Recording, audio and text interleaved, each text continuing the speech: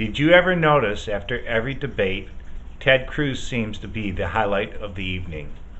Well, watch his response to this question and you'll understand why.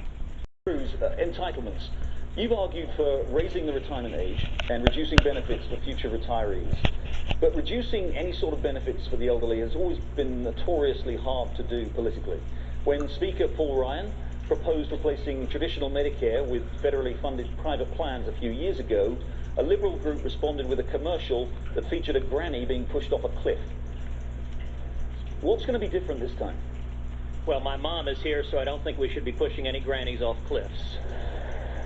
And you misstated what I've said on entitlement reform. What I've said is for seniors, we should make no changes whatsoever. For younger workers, we should gradually raise the retirement age. We should have benefits grow more slowly, and we should allow them to keep a portion of their taxes in a personal account that they control and can pass on to their kids. I said for future retirees, as you said. Now, I want to go back to the discussion we had a minute ago because, you know, what was said was right. The Democrats are laughing. Because if Republicans join Democrats as the party of amnesty, we will lose. And you know, I understand that when the mainstream media covers immigration, it doesn't often see it as an economic issue. But I can tell you for millions of Americans at home watching this, it is a very personal economic issue. And I will say the politics of it would be very, very different if a bunch of lawyers or bankers were crossing the Rio Grande.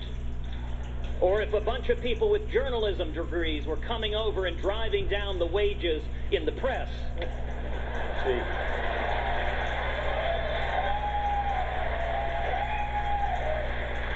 Then we would worries about the economic calamity that is befalling our nation.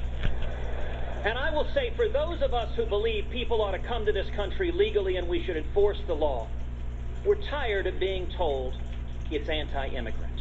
It's offensive.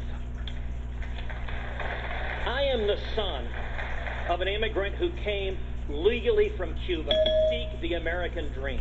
And we can embrace legal immigrations while believing in the rule of law. And I would note, try going illegally to another country. Try going to China or Japan. Try going to Mexico. See what they do.